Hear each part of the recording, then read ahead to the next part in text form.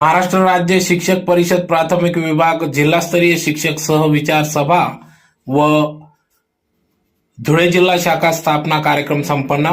याबाबत वृत्त असे की आज दिनांक 25 एप्रिल 2024 रोजी दुपारी 4 वाजता धुळे शहरातील DD Vispute college Nakane road Dhule या ठिकाणी विभागीय अध्यक्ष महाराष्ट्र राज्य शिक्षक परिषद प्राथमिक विभाग रामकृष्ण बागल यांच्या उपस्थितीत त्यांच्या मार्गदर्शनात सदर ही सहविचार सभा या ठिकाणी पार पडली।